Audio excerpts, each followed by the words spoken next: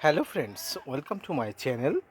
দেশ এবং দেশের বাইরে থেকে যারা আজকে আমার ভিডিওটি কন্টিনিউ করেছেন প্রত্যেককেই gardener tips with Kamal YouTube চ্যানেলে স্বাগতম। আমরা ছাদ বাগানে বিভিন্ন জাতের গাছ রাখি। এদের মধ্যে আম হলো আমাদের সবচেয়ে প্রিয় একটি ফল এবং প্রিয় একটি গাছ। ছাদ বাগানে যখন আম গাছ নিয়ে আসি, সেই আম গাছগুলোকে গুরুত্বপূর্ণ পরিচর্যা করে বড় করে তুলতে হয়। গাছ রোপণ থেকে শুরু করে গাছের খাবার প্রদান, গাছের বিভিন্ন খাবার প্রদানের সঙ্গে সঙ্গে বিভিন্ন নিউট্রিশন প্রদান এবং গাছের সঠিক পরিমাণ পরিচর্যা করে গাছকে কিভাবে সঠিকভাবে বড় করে তুলবেন, আসুন তাই নিয়ে থাকছে আজকের বিস্তারিত আলোচনা। না স্কিপ করে কন্টিনিউ করুন।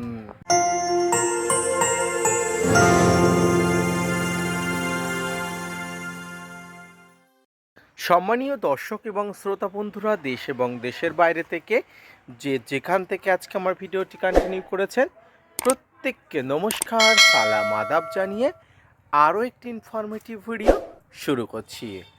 আম গাছকে পরিচর্যা করতে গেলে আপনাকে আম গাছের পরিচর্যা সম্পর্কে অবগত হতে হবে।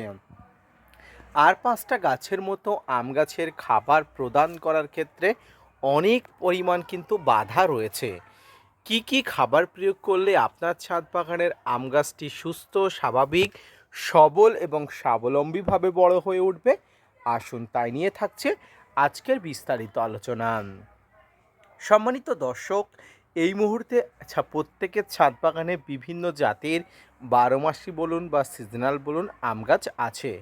সেই আম গাছগুলো রোপণ করার সময় আমাদের এমন কিছু মাটি তৈরি করে রাখতে হবে যে মাটিতে গাছের জন্য সব প্রয়োজনীয় খাবার থাকে, অর্থাৎ এনপিকে জাতীয় সব খাবার, যেটা জৈব রাসায়নিক বা মিশ্র রাসায়নিক খাবার হিসাবে আমরা গণ্য করি। আর যখনই আমরা ছাদ বাগানের ছোট গাছ টবে লাগাবো, সেই মাটিটাকে উপযুক্ত হারে পুষ্টিকর হিসাবে গাছের জন্য তৈরি করে রাখতে হবে।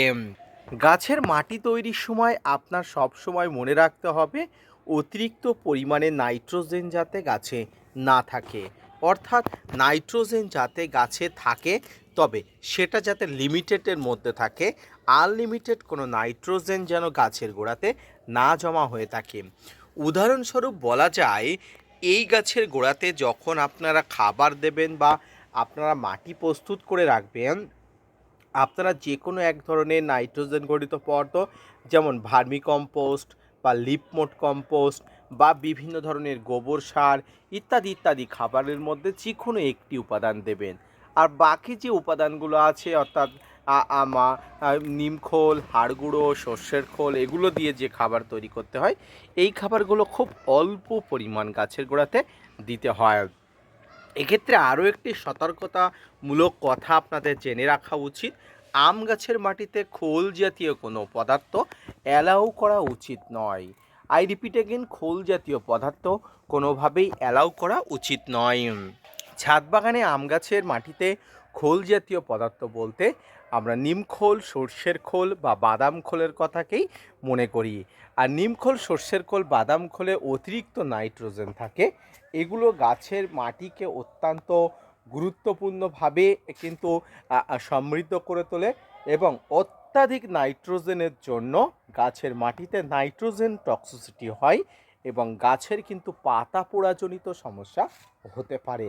প্রিয় দর্শক, সম্মানিত শ্রোতা বন্ধুরা, মনে রাখবেন, তাই নিমখোল, সর্ষের খোল, বাদাম খোল ছাড়া আপনি বাকি সমস্ত খাবার কিন্তু গাছে দিতে পারবেন।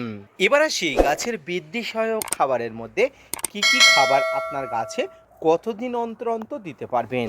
একটি ছোট বেবি গাছ খুব দ্রুত বড় করে তুলতে গাছের পর্যাপ্ত যে খাবারগুলো দরকার সেগুলো দিতে হবে, অর্থাৎ আপনি নাইট্রোজেন, ফসফরাস এবং পটাশ ঘটিত খাবার গাছে দিতে হবে। এর মধ্যে রাসায়নিক খাবার মাঝে মাঝে গাছের গোড়াতে দিতে হয়, আবার মাঝে মাঝে জৈব খাবার কিন্তু গাছে দিতে হয়। একটি গাছে যখন ছোট থাকে সেখানে আপনি শুধুমাত্র নাইট্রোজেন পদার্থ একটু দিয়ে তারপরে গাছটাকে একটু ধীরে ধীরে বড় করে তুলবেন। গাছ যখন বড় হয়ে যাবে তখন আপনাকে অবশ্যই ফসফরাস, পটাশ সব সমন্বয়ে কিন্তু গাছের গোড়াতে মিশ্র খাবার দিতে হয়। প্রতি 3 মাস অন্তর অন্তর আপনি ছাদ বাগানে এই মিশ্র খাবার গাছের গোড়াতে দিতে পারবেন, বা নিয়ম অনুযায়ী 3 মাস অন্তর অন্তর কিন্তু গাছের গোড়াতে মিশ্র খাবার দেওয়া যায়। যদি 12 মাসি আম গাছ থেকে থাকে তাহলে আপনার ছাদ বাগানের গাছটিতে ম্যাচুরিটি হয়ে যাবার পরে তারপরে কিন্তু ফুল বা ফল নেওয়ার চেষ্টা করবেন। কোনোভাবে ইম্যাচুরিটি গাছগুলোতে ফুল বা ফল নেওয়ার কোনো চেষ্টা করবেন না। ইম্যাচুরিটি গাছে ফুল বা ফল নেওয়ার চেষ্টা করলে গাছের গ্রোথ স্তিমিত হয়ে যায়, সেক্ষেত্রে গাছ কিন্তু অনেক সমস্যার মধ্যে পড়তে পারে। তাই মনে করে আপনি অবশ্যই গাছকে আগে বাড়িয়ে নেবেন। গাছের গোড়াতে রাসায়নিক খাবার দেওয়ার মধ্যে আপনি যে খাবারটি দিতে পারবেন সেটা হলো লাল পটাশ, এবং স্প্রে ফর্মেও কিন্তু 0050 অর্থাৎ সালফেট অফ পটাশ কিন্তু দিতে পারেন।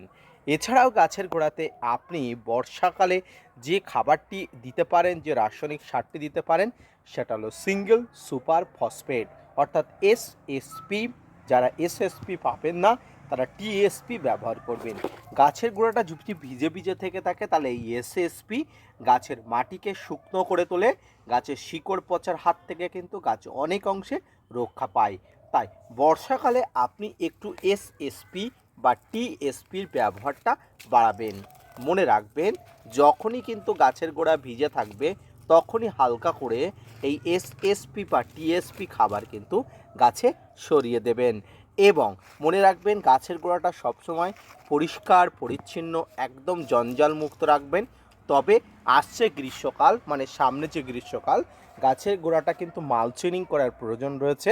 সেই ভিডিও আমি কয়েকদিনের মধ্যেই আনবো, কিভাবে যে কোনো গাছের গোড়াতে সূর্যের তাপ থেকে বাঁচাতে কিভাবে মালচিনিং করবেন। আজকের ভিডিওটি মোটামুটি এই পর্যন্ত। এরপরে থাকলো গাছের বিভিন্ন কীটপতঙ্গের আক্রমণ। পর্যাপ্ত কীটপতঙ্গের আক্রমণকে কমানোর জন্য আপনাকে কীটনাশক ফাঙ্গিসাইড ব্যবহার করার আবশ্যিকতা রয়েছে। সেই ভিডিও নিয়ে আমি আসবো পরের কোনো ভিডিওতে। আজকের ভিডিওটি এই পর্যন্ত, আশা করি বুঝতে পেরেছেন। ধন্যবাদ।